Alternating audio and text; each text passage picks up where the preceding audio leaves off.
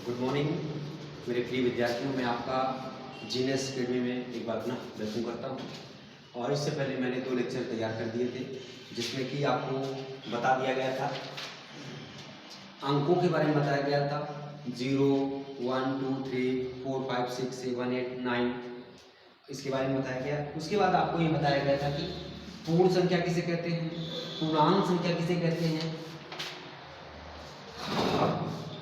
सम संख्या किसे कहते हैं, विषम संख्या किसे कहते हैं, ऋण या अभाज्य संख्या किसे कहते हैं, भाज्य संख्या किसे कहते हैं।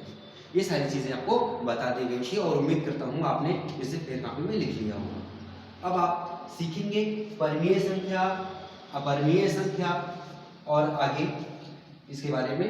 तो सबसे पहले इस परिमेय और अपरिमेय पढ़ाने से पहले मैं आपको थोड़ा सा एक ग्राफ बनवाना चाहता हूँ, उसको आप बना लीजिएगा। ठीक है, आइए देखते हैं। कॉम्प्लेक्स नंबर,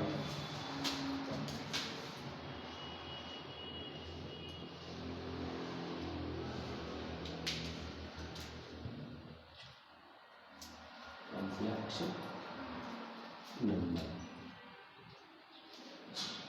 कॉम्प्लेक्स नंबर इसकी हिंदी होती है सम्मिश्र संख्या।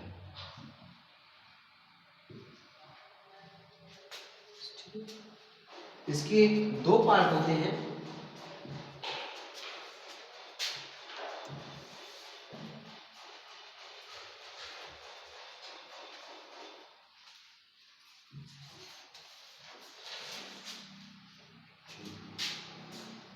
पहला होता है वास्तविक संख्याएं,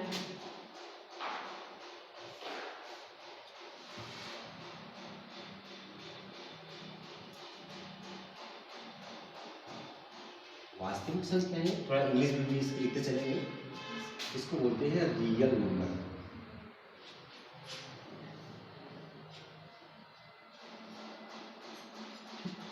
तो कॉम्प्लेक्स की बात करें, कॉम्प्लेक्स की होती है सम्मिश्र संख्या। इसके 2 भाग हैं, वास्तविक संख्याएं रियल नंबर और दूसरा बोलते हैं इसे काल्पनिक संख्या।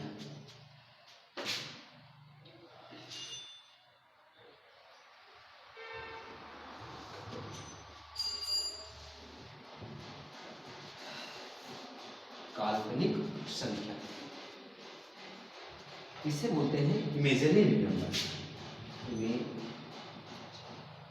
इमेजिनरी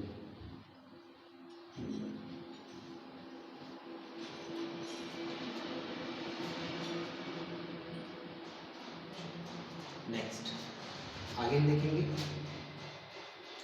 इमेजिनरी नंबर की बात करें तो इसमें जो होता है माइनस में आता है, माइनस √-3, √-4, अंडर रूट की। अब डिटेल से मैं नहीं बता रहे हैं क्योंकि हमारा प्रयास होगा कि पहले हम आपको ग्राफ बना दें। ठीक है, ग्राफ बना देंगे, उसके बाद हम इसको बेहतरीन से पूरा डिटेल से पढ़ेंगे।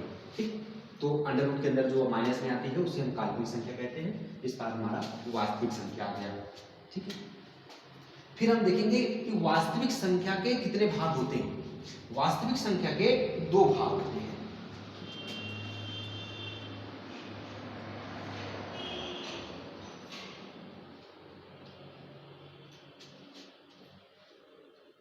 शांत और अशांत। शांत और अशांत। शांत को बोलते हैं टर्मिनेटिंग,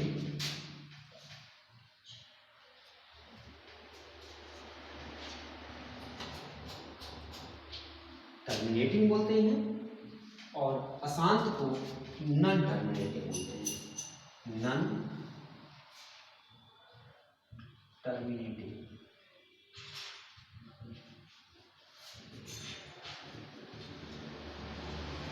दो चीज, तो वास्तविक संख्या के 2 भाग, एक शांत एक अशांत। शांत को टर्मिनेटिंग, अशांत को नॉन टर्मिनेटिंग। इसमें एग्जाम्पल में लिख लेंगे।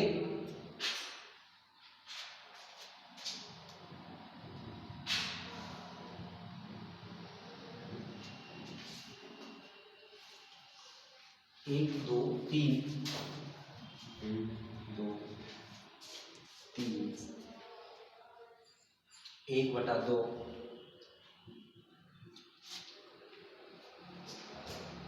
3/4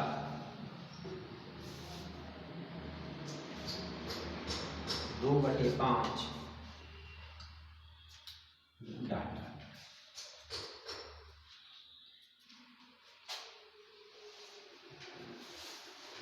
आगे देखिए अशांत। अशांत की बात करेंगे तो अशांत में भी दो भाग होते हैं, इसके दो भाग।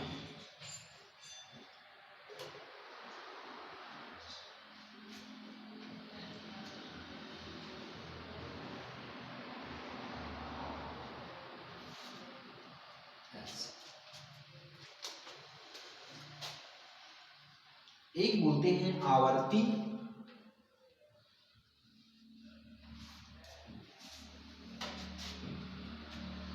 आवर्ती की इंग्लिश होती है रिपीटिंग।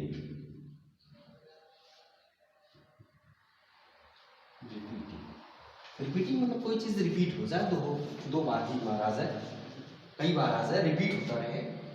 और दूसरा होता है अनावर्ती।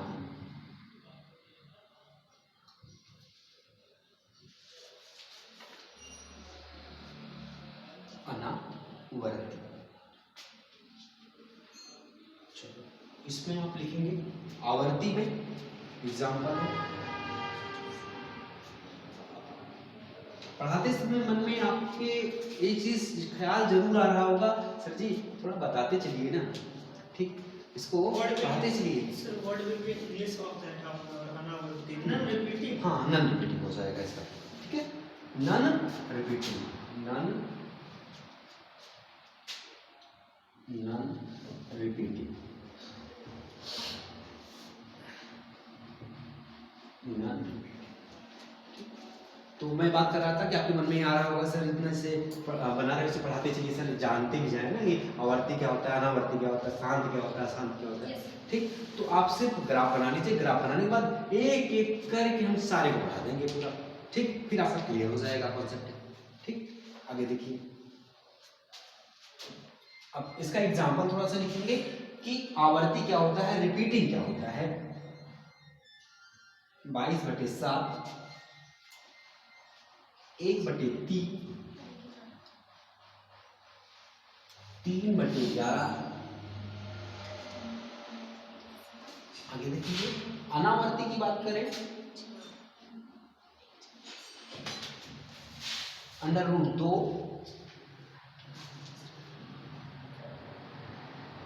√3 √5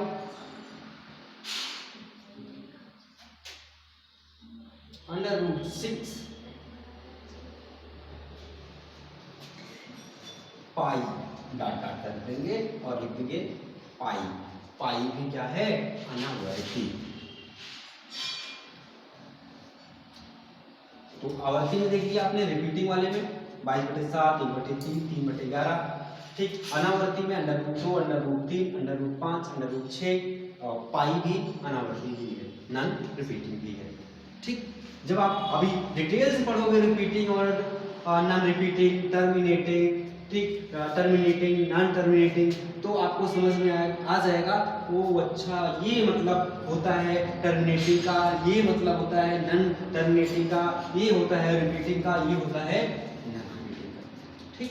बस थोड़ा सा पेशेंस बनाए रखिएगा, धैर्य बनाए रखिएगा। मैंने बताया कि आपको थोड़ा सा धीरे धीरे पढ़ाएंगे, शुरू में एकदम धीरे धीरे चलेंगे, जिससे आप हैबिट में आ जाए। जब आप अच्छे से पढ़ने लगेंगे तो वीडियो आधे घंटे की जगह पे 1 घंटे बनाना शुरू कर देंगे, ठीक है। आगे देखिए, अब हम देखेंगे कि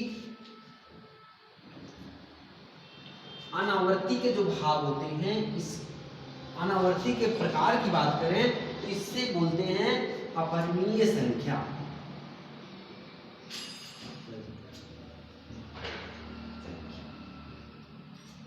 अपरिमेय संख्या क्योंकि अभी आपको पढ़ना भी है कि अपरिमेय होता क्या है, तो पहले से ही पता है कि जो अनावर्ती होती है, नॉन रिपीटिंग होती है, वही हमारा अपरिमेय संख्या होगी। अपरिमेय संख्या को अंग्रेजी में बोलते हैं इरेशनल नंबर।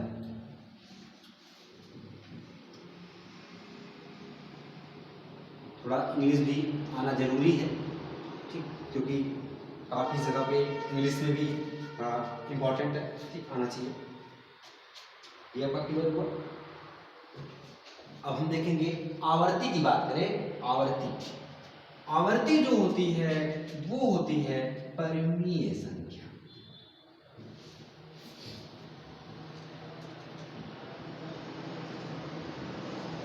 परिमेय संख्या, परिमेय संख्या को बोलते हैं इंग्लिश में रेशनल नंबर।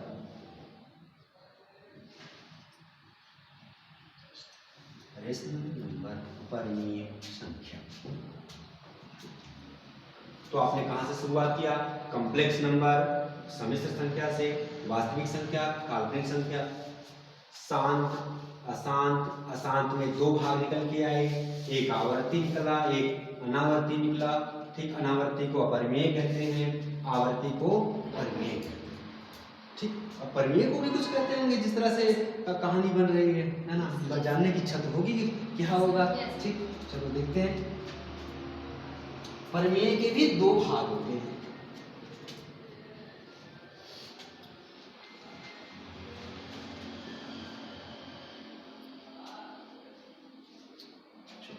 परिमेय के भी दो भाग हैं। एक है भिन्न संख्या,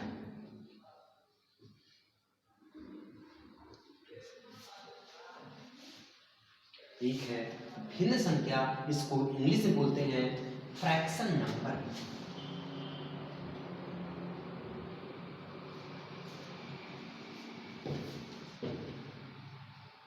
फ्रैक्शन नंबर। और दूसरी जो होती है उसे बोलते हैं पूर्णांक संख्याएं।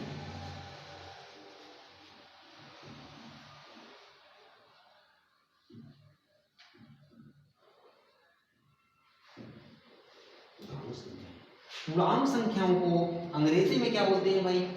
हमने आपको पढ़ा रखा था, इसको इंटीजर्स बोलते हैं। इसको तो हमने पढ़ा दिया, इंटीजर्स, जिसमें एक लाइन खींचते थे और उसके बाद जीरो से एक तरफ का धनात्मक मान 1 2 3 4, एक पर -1 -2 -3, तो वही वाली चीजें हैं इंटीजर्स। अब बड़ा लंबा कहानी बनता जा रहा है, ठीक। अब देखते हैं क्या होगा क्या नहीं होगा, कौन सा, ठीक, पार्ट आगे। पूर्णांक संख्याओं को भी दो भागों में बांटा गया है, इसके भी दो भाग हैं।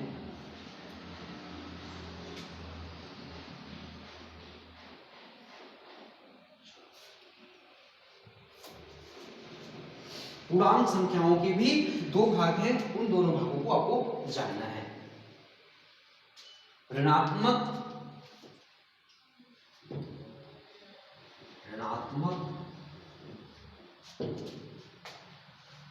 और दूसरा हो जाएगा पूर्ण संख्या। पूर्ण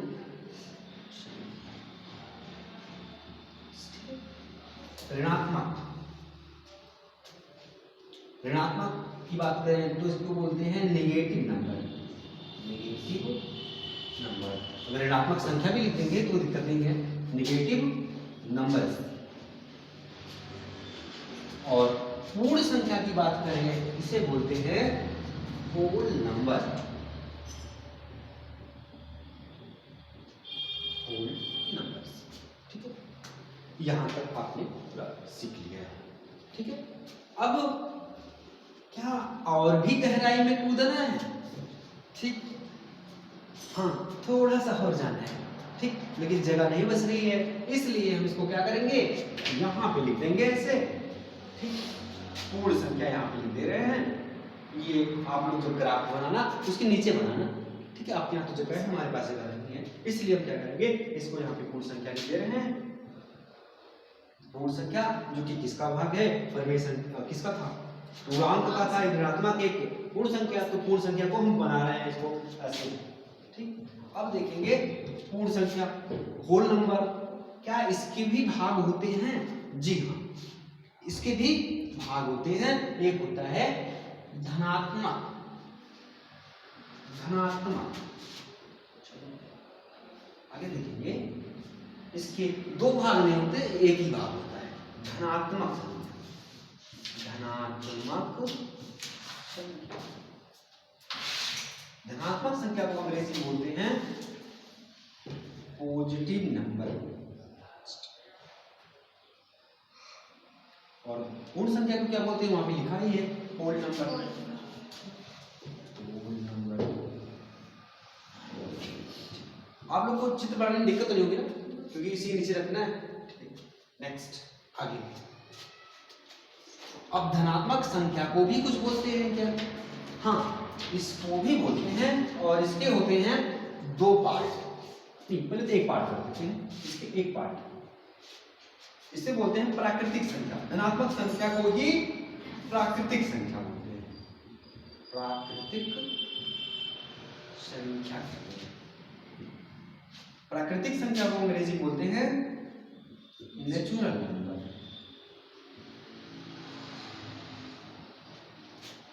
नेचुरल नंबर, ठीक। अब यहां तक तो क्लियर हुआ। क्या और गहराई में कूदना है?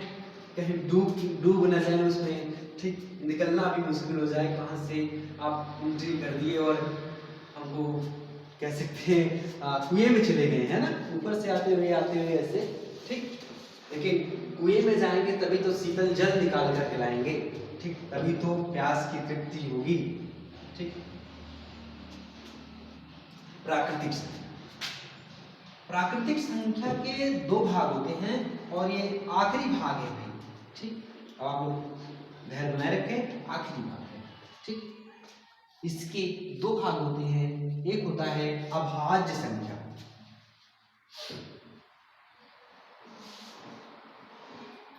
अभाज्य संख्या,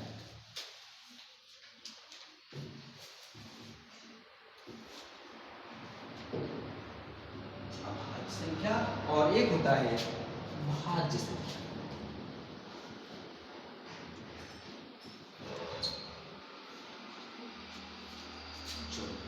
इंग्लिश की बात करें तो इसे बोलते हैं प्राइम नंबर,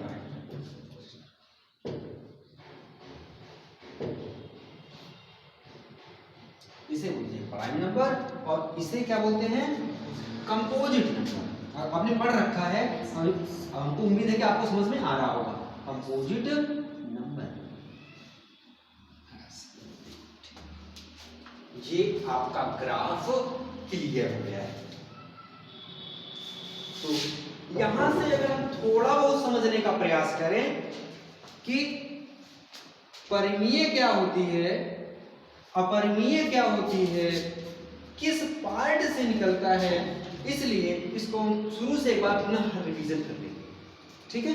टाइम को भी ध्यान देना है कि 30 मिनट से ज्यादा बड़ा वीडियो ना बनने पाए, ठीक है। तो हमारे पास भी समय बचा है शायद, चलो 10 मिनट है, चलो 10 मिनट में तो हम इसको एडजस्ट कर देंगे, ठीक है। क्योंकि परिमीय और अपरिमीय एक ऐसी चीज है, लोग पढ़ते हैं, कहते हैं P/Q परिमीय, ठीक, और जो P/Q के बराबर ना हो अपरिमीय। एक लाइन जानते हैं, लेकिन उसी गहराई में जाते हैं तो डूब जाते हैं, ठीक। तो गहराई में जाना है, डूब नहीं जाना है, डूब कर डुबकी लगाकर निकल आना है, ठीक है। चलो समझिए एक बार पुनः इस पूरे चार्ट को, ठीक। ये चार्ट अगर आपकी समझ में आ जाएगा तो जान लो कि बहुत बड़ा काम हो जाएगा। इसको 1 2 बार 3 बार रिवीजन कर लेना ना, जरूर से जरूर। देखिए कॉम्प्लेक्स नंबर की बात करें, सम्मिश्र संख्या, तो मन में ये हो रहा होगा कि सर सम्मिश्र संख्या होती क्या है, व्हाट इज सम्मिश्र संख्या, ठीक। सम्मिश्र संख्या वह संख्या होती है जो वास्तविक संख्या और काल्पनिक संख्या का मिश्रण होती है। तो मन में ये फिर आ गया, चलो ये क्या है, वास्तविक क्या होती है, काल्पनिक क्या होती है, ठीक। थोड़ा सा हम इसको यहाँ पे अगर बनाएं, मान लो 5 + x बराबर 50, वैसे थोड़ा सा समझ आए क्योंकि गहराई में नहीं जा रहे हैं। 5 + x बराबर 50 15। तो आप ये बताइए कि x का मान कितना आएगा यहाँ पे, क्या आप अनुमान लगा के बता सकते हैं? इसमें 5 में क्या जोड़े कि 15 हो जाए? 10। ठीक, तो इसका मतलब आपने देखा कि क्या है, एक वास्तविक संख्या है, एक काल्पनिक संख्या है। काल्पनिक संख्या कौन सी है? x वाली है। ठीक, अगर मैंने कहा यहाँ पे 5 + x बराबर 30, तो अब बताइए कि x बराबर कितना? 25। तो यहाँ पे प्रश्न उठता है सर जी, एक x माने 10, एक x माने 25, ये कहाँ से संभव है? और लिखा वही है, अंतर ही नहीं है। ठीक, तो ये चीजें हो जाएंगी हमारी कल्पना के आधार पे। ठीक, और ये वाली तो वास्तविक है, दोनों में बराबर नहीं, कम ज्यादा होगा ही नहीं। ठीक, तो आपको समझ में आ गया ना, कल्पना है इतना मान रहे हैं। ठीक, इसका मतलब ये मान हो सकता है। तो समिश्र संख्या आपको समझ में आ गया होगा कि वास्तविक संख्या और कल्पना की गई संख्या, इन दोनों का मिश्रण होता है। ठीक, तो आ गया है। Yes sir. अब आगे बढ़िए। ठीक, कॉम्प्लेक्स नंबर वास्तविक संख्याएं, वास्तविक संख्याएं को यहाँ पे डिटेल नहीं कर पाएंगे। क्यों? क्योंकि इसके भाग होते हैं, जब भाग में चलेंगे तब हम समझ पाएंगे कि वास्तविक संख्या क्या होती है। लेकिन काल्पनिक संख्या को तो समझ सकते हैं, जैसे हमने देखा x करके। ठीक है, और दूसरा ये देख लेंगे कि अंडर रूट के अंदर यदि माइनस में है तो वो संख्या काल्पनिक संख्या होगी। ठीक, √3, √4, जो भी हो, अंडर रूट के अंदर कोई संख्या है तो संख्या हो जाएगी काल्पनिक। तो ये वाली तो पूरी तरह से क्लियर हो गया, लेकिन ये वाला भी क्लियर नहीं हुआ है, वास्तविक संख्या। ठीक, अगर इसको क्लियर करना चाहेंगे तो हम देख लेंगे इसके क्या क्या भाग हैं, तब क्लियर हो जाएगा। ठीक, वास्तविक संख्या के दो भाग होते हैं, एक होता है शांत, एक होता है अशांत। अगर हम इसमें थोड़ा सा अगर समझना चाहें, चलो नहीं गहराई में जाएंगे, सीधे समझेंगे। शांत, यहाँ पे शांत शब्द है, तो शांत माने क्या होता है?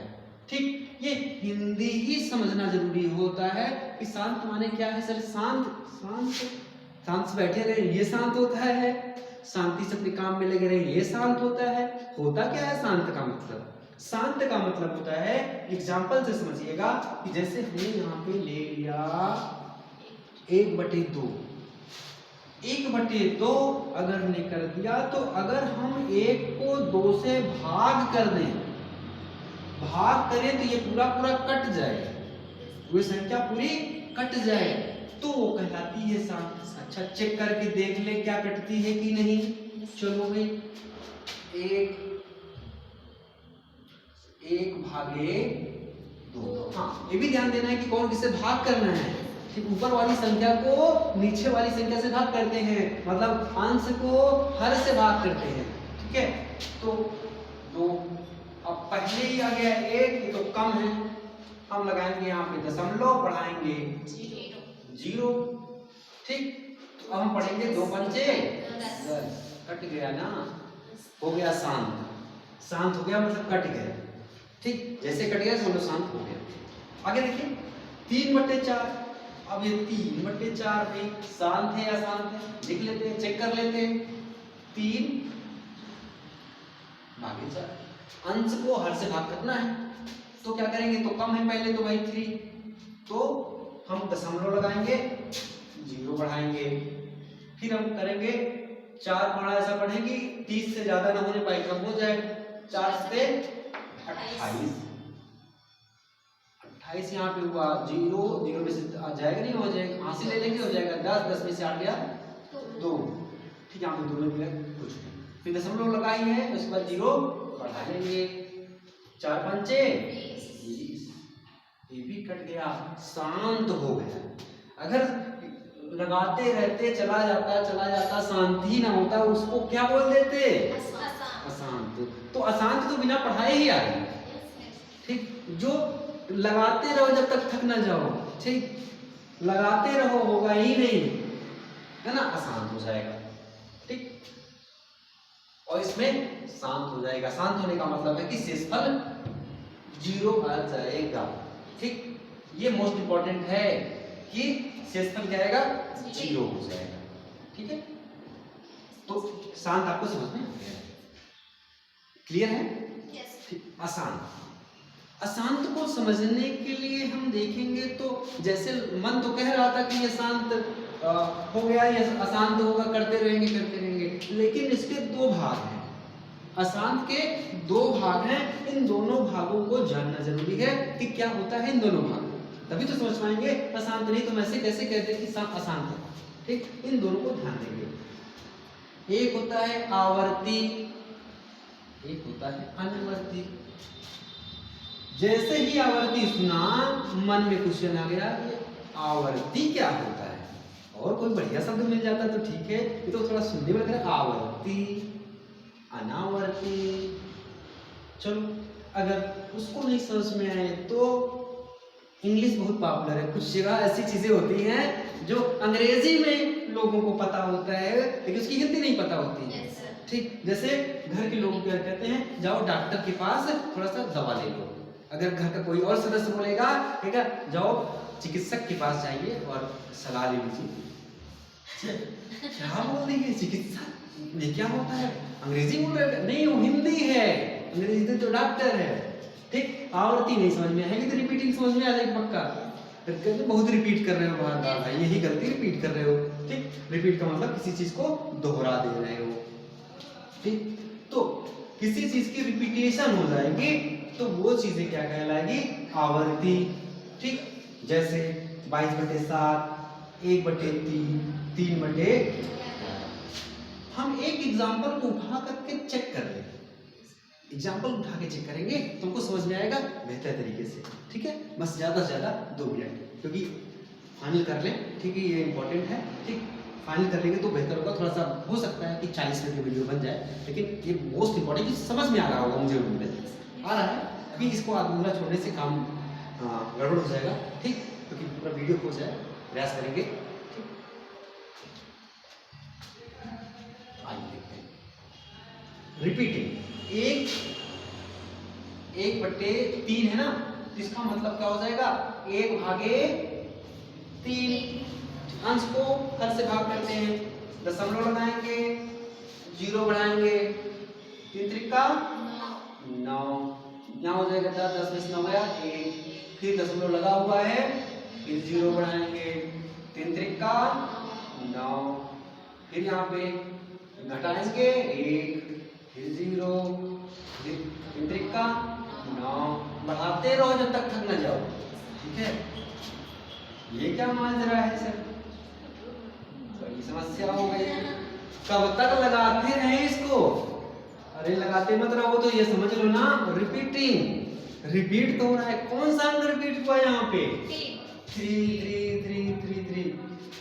ठीक, तो रिपीट होता रहेगा, तुम 0 ला ही नहीं सकते आंसर।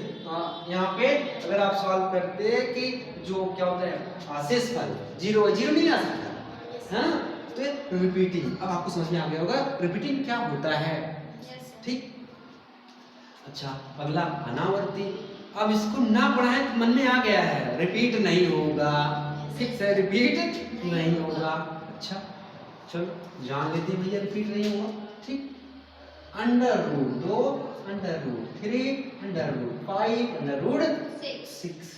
तो इसको समझने में सिर्फ सबसे सिंपल चीज ये है कि जो चीज √ के अंदर हो वो होती है नॉन रिपीटिंग।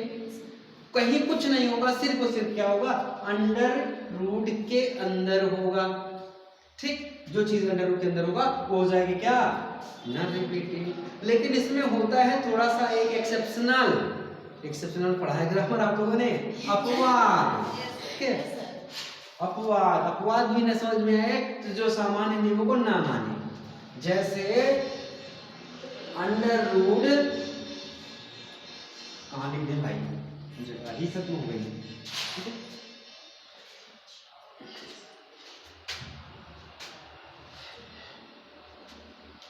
जैसे हम करेंगे √ और छोटा सा करेंगे, छोटे से करेंगे √ एक लेके चलिए पूरा, एक से करने क्या चलता है नहीं डायरेक्टली कौन सा करें तो आपको आसानी समझ में आएगा। Under root 1 under root 4 under root 9 under root 16 under root 25 under root 36 इतने समझ में आ जाएगा, फिर आ जाएगा दिक्कत। यहाँ पे देखिए तो अंडर रूट के अंदर एक आ गया, मतलब एक का वर्ग करो तो कितना आएगा एक। जब किसी का वर्ग करने पर आ रहा है तो जान लो भैया वो क्या है, अनावर्ती में होते हुए भी आ जाएगा। कहाँ पे, आवर्ती में आने की चांसेस हैं, ठीक है, वो उसमें नहीं रह पाता है अपवाद। अब देखो भैया इसका 4 है ना, 2 दूना 4, ठीक, 2 का वर्ग है ना। अगर हम देखें 9, 3 का वर्ग है, कितने का 9, ये किसका वर्ग है 4 का वर्ग है, 4 चौक 16, 5 का वर्ग है 25 है 6 का वर्ग है, डाट डाट, ठीक। तो किसी संख्या का वर्ग यदि अंडर रूट के अंदर है तो वह संख्या अनावर्ती नहीं होगी, रिपीटिंग नहीं होगी, उसका कॉम्बिनेशन इस पार आ जाएगा, ठीक है, क्लियर इतना, ठीक। या फिर सीधा सीधा कहें कि उसको हम परमीय संख्या कहते हैं, ठीक है, एक लाइन में समझना, ऐसी चीज को सीधा सीधा जोड़ दो, परमीय संख्या कहते हैं। थोड़ा सा वीडियो आज जरूर लंबा बनेगा मैं जानता हूं, लेकिन एक चीज फिक्स है कि जो पढ़ा रहा हूं इसको आप पूरा पढ़ लोगे तो गारंटी है कि इसमें से आप निकल करके चले आओगे। इसमें बहुत बड़ी समस्याएं होती है, जब अध्यापक पढ़ाते हैं तो समझ भी नहीं आता है, लेकिन श्योर एंड सर्टेन आपको आ जाएगा, क्लियर। तो जो इसमें वर्ग वाला हो तो उसे हम क्या बोल देंगे, सीधा सीधा कहेंगे परमीय संख्या है। तो भैया ये क्या है, अंडर रूट 1 परमीय संख्या है, अंडर रूट 4 परमीय संख्या है, अंडर रूट 9 परमीय संख्या है, under root 16 under root 25 under root 6, क्योंकि इसका हम वर्ग करेंगे तो आ जाएगा बाहर, और किसी संख्या के बाहर आ जाए तो उसके नीचे 1 लगाया जा सकता है, 4 के नीचे 1 लगाया जा सकता है, 9 के नीचे 1 लगाया जा सकता है, कुछ नहीं होता तो 1 मान लेते हैं, क्लियर। आप आपने अनावर्ती देख लिया, ठीक, और रिपीटिंग देख लिया। रिपीटिंग की बात करें तो यहाँ पे आ रहा है रिपीटिंग। जो रिपीटिंग होता है वो कौन सी संख्या कहलाती है, परमीय संख्या। इतना निकल के आया कि परमीय संख्या कौन सी होती है, जो रिपीटिंग होती है, ठीक है, वो हमारी परमीय संख्या होती है, ठीक। अब यहाँ पे थोड़ा सा और गहराई, परमीय संख्या क्या बोलते हैं, रेशनल नंबर, ठीक।